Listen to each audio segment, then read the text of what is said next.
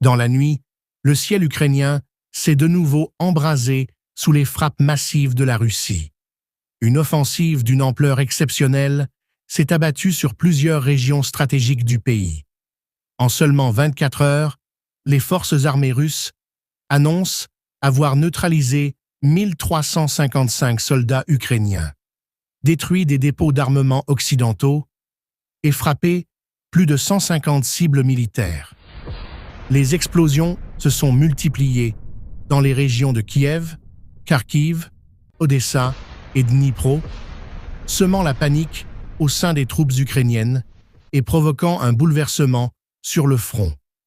Alors que l'Occident s'enlise dans ses divisions internes et peine à maintenir son soutien, Moscou frappe fort et avec précision, envoyant un message sans ambiguïté à l'ensemble du bloc atlantiste. Aujourd'hui, nous analysons cette nouvelle offensive qui pourrait bien marquer un tournant majeur dans le conflit. Selon le dernier rapport du ministère russe de la Défense, cette opération a été déclenchée dans la nuit de mardi à mercredi. 151 cibles militaires ukrainiennes ont été visées dans une série de frappes coordonnées, combinant missiles de croisière calibre, drones explosifs, Lancet et artillerie longue portée. Les principales frappes ont touché des dépôts de munitions et de carburant à Kiev et Dnipro, des centres de commandement à Kharkiv, des aérodromes et des infrastructures logistiques à Odessa. L'objectif principal de cette attaque était de désorganiser les chaînes de commandement ukrainiennes et de frapper en profondeur les capacités logistiques de l'armée de Kiev. En parallèle, les combats au sol se sont intensifiés dans le Donbass et le Sud, où les forces russes affirment avoir éliminé 1355 soldats ukrainiens et détruit de nombreux blindés fournis par l'OTAN. Cette frappe massive s'inscrit dans une dynamique d'escalade contrôlée de Moscou, visant à reprendre l'avantage.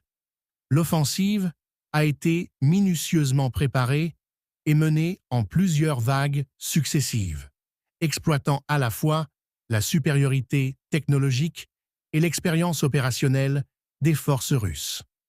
Les missiles de croisière calibre, tirés depuis les sous-marins et navires stationnés en mer Noire, ont frappé avec une précision chirurgicale les centres de décision ukrainiens, privant ainsi les états-majors locaux de moyens de communication sécurisés.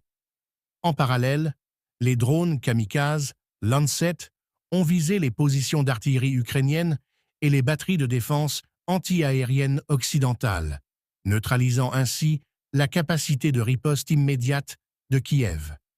Sur le front terrestre, les forces spéciales russes ont mené des incursions rapides derrière les lignes ukrainiennes, identifiant les entrepôts de munitions dissimulés et marquant les cibles pour les frappes aériennes. Des systèmes de guerre électronique ont été massivement déployés, paralysant les communications et les guidages GPS des unités ukrainiennes. L'artillerie lourde, soutenue par les systèmes de lance-roquettes multiples Tornado-S, a pilonné les zones de regroupement des troupes ukrainiennes, causant des pertes humaines considérables et détruisant des dizaines de véhicules blindés occidentaux. Cette offensive démontre la capacité de l'armée russe à mener des opérations coordonnées sur plusieurs théâtres simultanément en combinant haute technologie, renseignement de terrain et supériorité en matière de guerre électronique. Cette nouvelle opération s'inscrit dans une stratégie globale de Moscou visant à exploiter l'essoufflement progressif du soutien occidental à l'Ukraine. Depuis plusieurs mois, les divisions politiques se multiplient au sein de l'Union européenne et de l'OTAN. Les populations occidentales, épuisées économiquement par les sanctions et la hausse du coût de la vie, commencent à remettre en question le financement massif de l'Ukraine. Aux États-Unis, les tensions internes entre républicains et démocrates freinent l'approbation de nouveaux budgets militaires en faveur de Kiev. Moscou observe cette lente érosion et accélère ses offensives pour profiter de la désorganisation progressive de ses adversaires. La Russie vise désormais non plus seulement à tenir ses positions, mais à imposer un nouvel équilibre géopolitique favorable à ses intérêts. Sur le terrain, l'armée ukrainienne manque de munitions, de blindés opérationnels et de troupes fraîches. Les pertes humaines s'accumulent et la capacité de rotation des unités diminue chaque semaine. Le Kremlin sait que le facteur temps joue désormais en sa faveur. Plus le conflit dure, plus l'Ukraine s'épuise, plus les soutiens occidentaux vacillent. À l'annonce de cette offensive majeure, les médias occidentaux ont immédiatement réagi, dénonçant une nouvelle escalade inacceptable de Moscou. À Washington, la Maison-Blanche a exprimé sa profonde inquiétude face à la violence de cette attaque, appelant à de nouvelles discussions au sein de l'OTAN. En Europe, plusieurs chancelleries ont exprimé leur malaise croissant face à l'enlisement du conflit. En Allemagne et en France, des manifestations anti-guerre commencent à émerger, reflétant une lassitude grandissante des opinions publiques. À Bruxelles, certains responsables de l'Union européenne commencent à évoquer timidement l'éventualité de négociations indirectes. En revanche, en Russie, les médias saluent une offensive réussie et stratégique, présentée comme un succès tactique majeur. Les responsables militaires russes soulignent la précision des frappes et l'efficacité des nouvelles armes déployées, confirmant la maîtrise opérationnelle de Moscou face à une armée ukrainienne de plus en plus affaiblie. Si cette offensive marque une nouvelle phase dans la guerre, ses conséquences pourraient être déterminantes pour les mois à venir.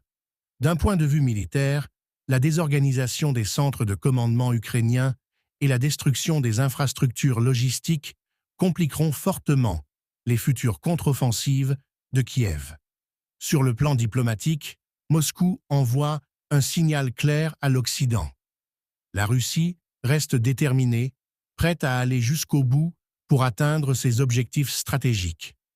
L'épuisement progressif de l'Ukraine, associé à l'érosion du soutien occidental, pourrait ouvrir la voie à de futures négociations, sous conditions favorables à Moscou.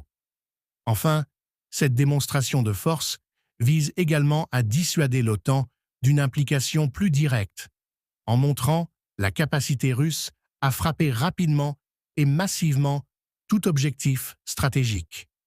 La situation reste cependant hautement instable et chaque nouvel événement pourrait rebattre les cartes à tout moment. Cette dernière offensive russe marque un tournant dans cette guerre qui dure depuis plus de 2 ans.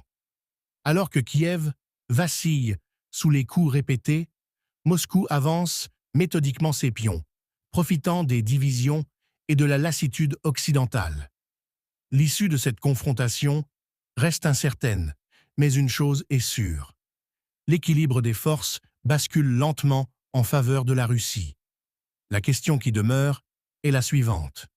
Jusqu'où ira cette escalade et qui, aujourd'hui, peut encore véritablement arrêter cette machine infernale? Dites-nous ce que vous en pensez en commentaire. Vos analyses sont toujours les bienvenues. N'oubliez pas de vous abonner à la chaîne, de liker la vidéo et d'activer la cloche pour ne rien manquer des prochains développements majeurs de ce conflit. Merci à tous pour votre fidélité. À très bientôt pour de nouvelles analyses.